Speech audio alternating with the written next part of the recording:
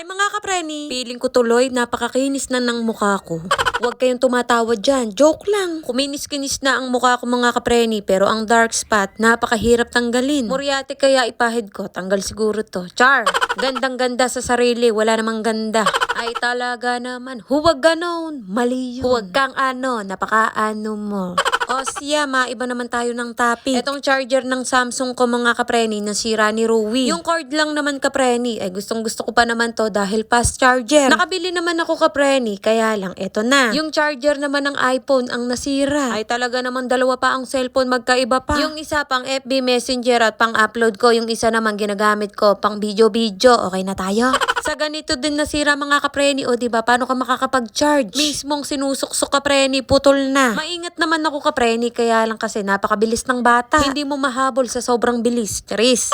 Tumingin kagad ako sa Shopee, dun lang din sa pinag-orderan ko ng cord ng Samsung. Napakahirap mamili kapreni, napakaraming klase. Talaga naman. Pero nakapamili rin naman ako ng mga oras na yan. Nag-chat ako sa pinsan ko, baka merong extra charger. Ay sabi niya, bukas na lang. Sa mga oras na to, gabi na at kailangan kong i-charge. Para magamit ko bukas at magbibidyo-video nga ako. May naisip ako kahit wala akong isip. Char! Tinanggalan ko ng case ang iPhone. Oo na kasi naka-iPhone ka na kapreni. Ulit-ulit ha, pinapalandakan mo lang yata eh. Hoy, di naman sa akin to, kay Daddy Chester, inangkin ko lang.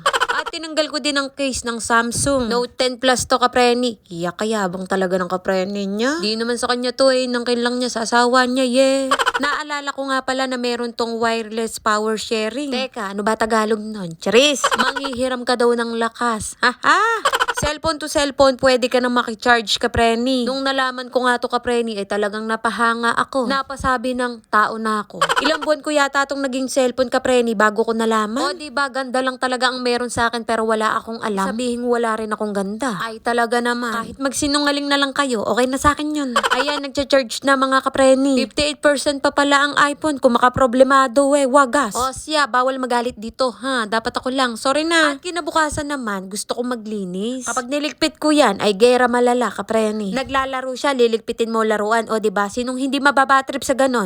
Kapag nagpapalit pa naman ako ng bedsheet, gusto ko nililinis ko muna ang sahig. Kating-kati na ang kamay ko sa paglalagay. Eh de, ayun na, hinayaan ko na. Nilagay ko na kahit may naglalarong bata. Ay mamaya na lang ako magliligpit at maglilinis kapag nasa labas na siya. Tapos mamaya maglalaba ako at inuunti-unti ko na mga ginagawa ko. Mahirap pagsabayin at nakakapagod. Palagi naman ako napapagod eh. Minsan nga kahit wala akong ginagawa kapreni, napapagod ako. Lalo na bunganga ko, ayaw tumigil. Kakadaldal kapreni, hindi kakakain ha.